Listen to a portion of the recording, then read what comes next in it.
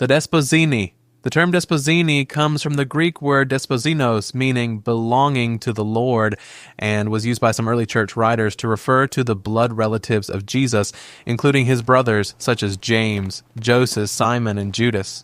Mark 6, verse 3. One of the most important figures from this group was James the Just, who was known as the primary leader of the Jerusalem church after Jesus' death. He was not only a spiritual leader, but also a political and religious figure respected by both Jewish and early Christian circles.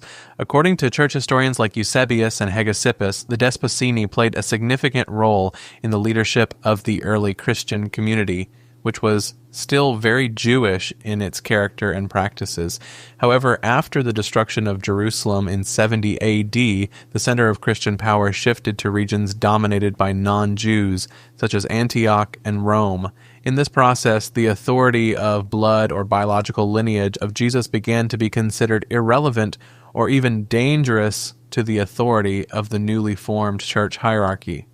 In the 2nd and 3rd centuries, the increasingly institutionalized church promoted a spiritual heritage through apostolic succession, not blood. The surviving Desposini, according to ancient sources, were even directly confronted by the Roman emperor, but eventually they were forgotten or sidelined. By setting them aside, the Roman Church severed biological legitimacy and replaced it with institutional legitimacy, cementing itself as the official successor of divine authority without needing to touch upon the sensitive issue: did Jesus have descendants? The House of David. In Jewish tradition, the promised Messiah must come from the lineage of King David. This is affirmed in many prophecies, including in 2 Samuel 7 verses 12 through 16 and Jeremiah 23 verse 5. In the Gospels of Matthew and Luke, the genealogy of Jesus is traced back to David, albeit with different versions. This shows that the early Christian community was deeply concerned with affirming the legitimacy of Jesus' bloodline as the Davidic Messiah. However, over time, this approach changed.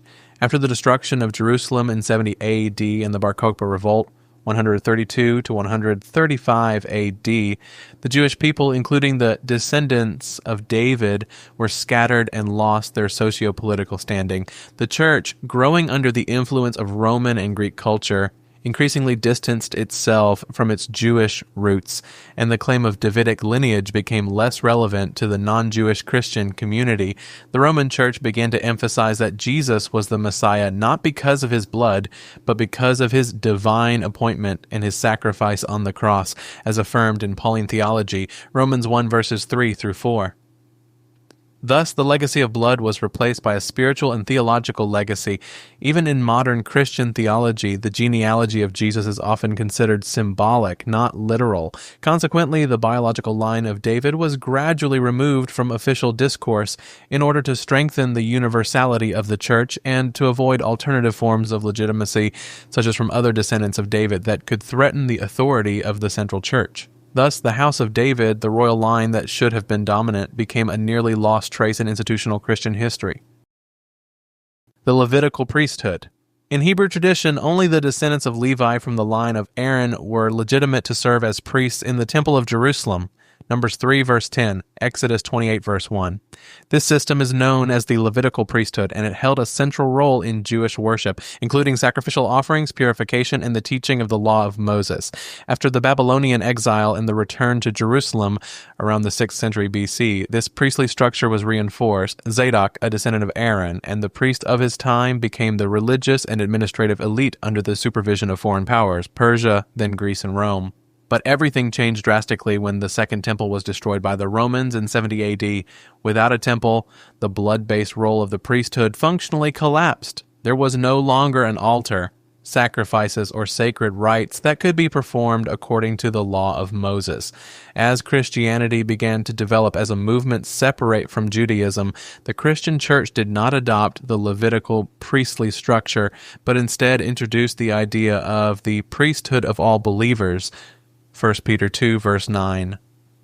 In its development, the Christian priesthood system replaced a basis of lineage with a basis of spiritual and institutional ordination. As a result, the once highly revered descendants of Aaron became a group that lost its place and religious function, both in post-temple Judaism and in Christianity. Thus, the Levitical Aaronic bloodline was historically eliminated, replaced by a church based on sacraments, dogma, and an institutional structure that no longer required a sacred biological heritage. The Zedekites. Among the descendants of Levi, there was one line considered the most holy and legitimate in Hebrew tradition, the line of Zadok, the high priest, during the time of King David and Solomon. In Ezekiel 44, verse 15, only the sons of Zadok were permitted to draw near to God and minister to him in the temple. They were seen as the true priests who remained faithful, not straying like other Levite groups. However, after the Babylonian captivity and the return of the Israelites to Jerusalem, the power of the priesthood became a political arena. During the Hellenistic and Roman periods, the office of high priest was often bought or appointed by foreign rulers, no longer inherited through the Zedekite line. This created tension between the traditional Zedekite group and the corrupt priests of the Hasminian Dynasty, who were not descendants of Zadok but still claimed religious authority. This conflict is reflected in the Dead Sea Scrolls written by the Qumran community, possibly the Essenes, who believed that the true priesthood, the Zedekites, had been unjustly pushed aside, and they awaited the teacher of righteousness from this line to restore pure worship. As Christianity began to develop, it ignored this internal conflict of the Jewish priesthood, as it was no longer oriented around the temple. As a result, the history and legitimacy of the Zedekites were erased from Christian discourse. The church not only replaced the function of the priesthood, but also erased the narrative of the power struggle within the family of Levi itself, making the Zedekites a sacred line forgotten by history. The Sethites. In the book of Genesis, after Cain killed Abel, Adam and Eve had a third son named Seth. Genesis 4, verse 25. In early Jewish and Christian traditions, Seth and his descendants were seen as the righteous lineage, in contrast to the wicked line of Cain.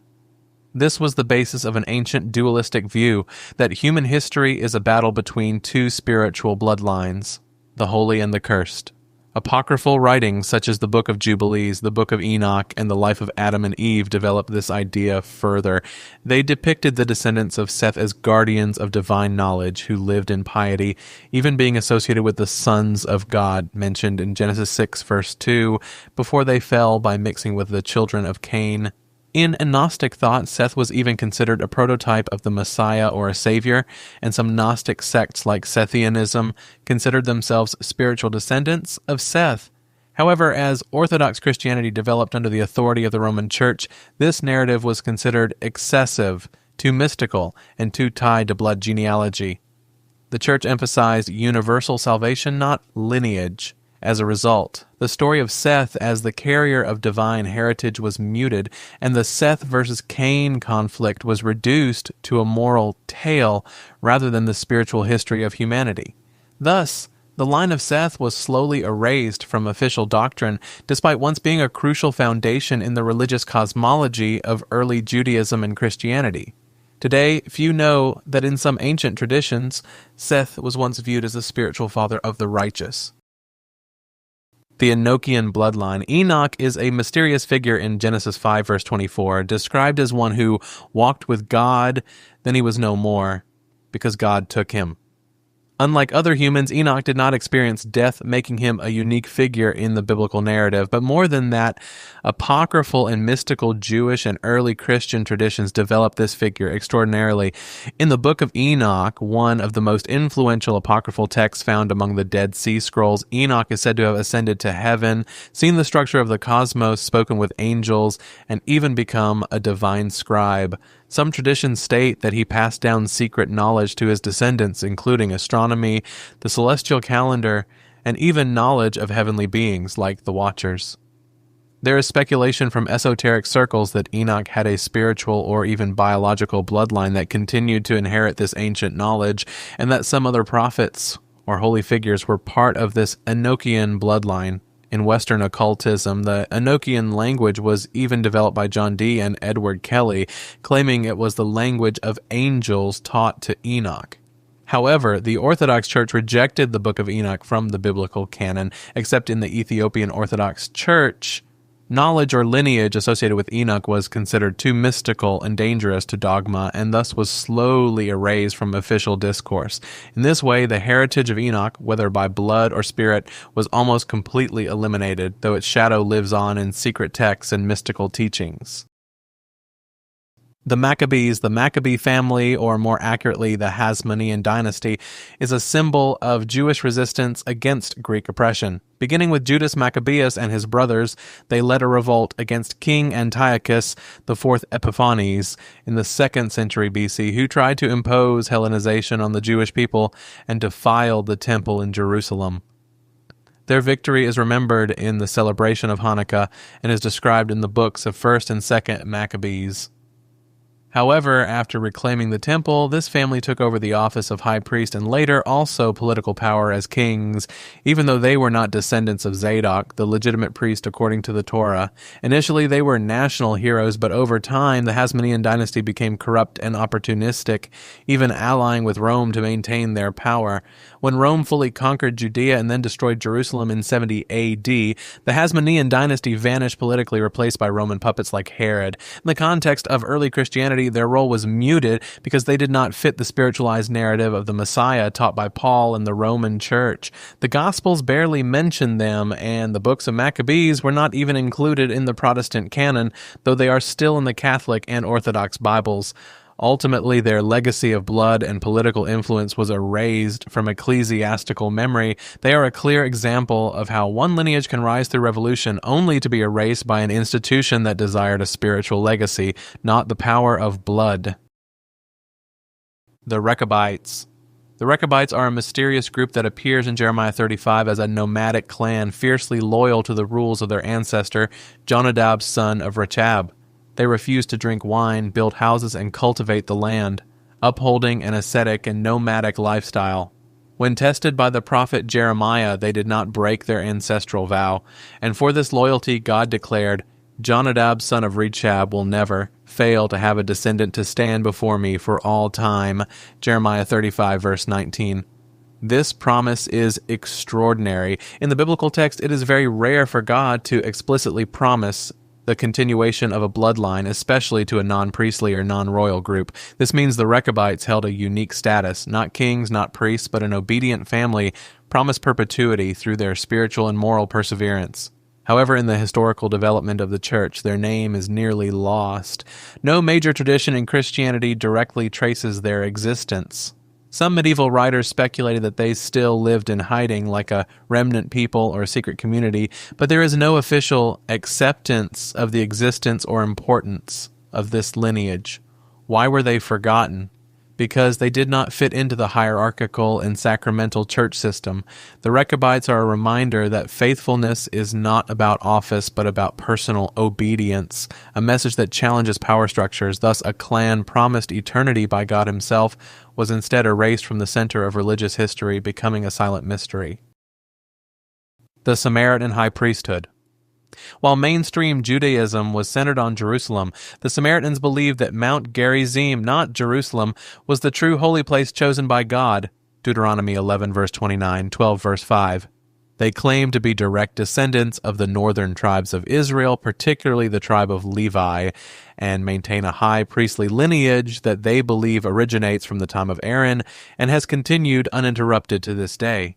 The Samaritans hold their own version of the Torah, the Samaritan Pentateuch, which differs in several important parts from the Hebrew and Septuagint texts.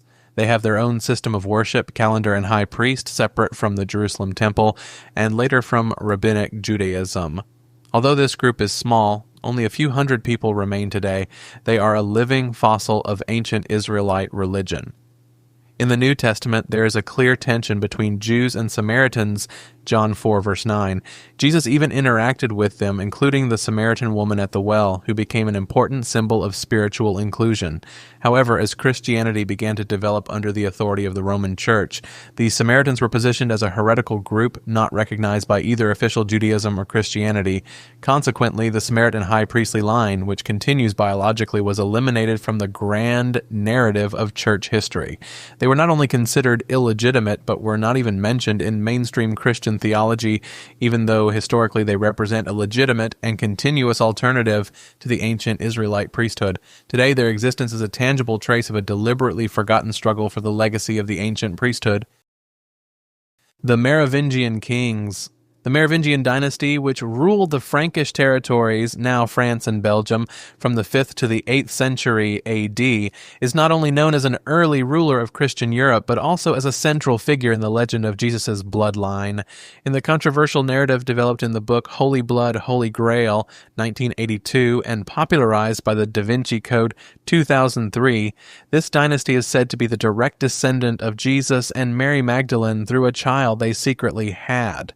Although there is no academically recognized historical evidence to support this claim, the ideology of holy blood, sangreal, offers an alternative narrative that challenges the foundations of mainstream Christianity.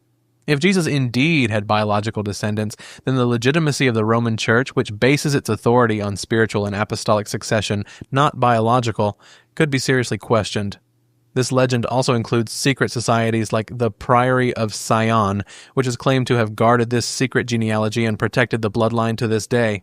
The Maravvenian dynasty itself was known for its strange symbolism, such as sacred long hair and the emblem of the bee, as well as its closeness to monasteries and mystical communities. However, after the Maravvenians were overthrown by the Carolingian dynasty through figures like Charles Martel and Charlemagne, their name was slowly erased from official history. The Church had an interest in discrediting or burying this bloodline claim, as it opened the possibility that the legitimate leaders of Christians were not the popes in Rome, but the biological descendants of Jesus in Western Europe. As a result, the Maravvenian bloodline became a suppressed legend, living on only in apocryphal texts and modern conspiracy theories.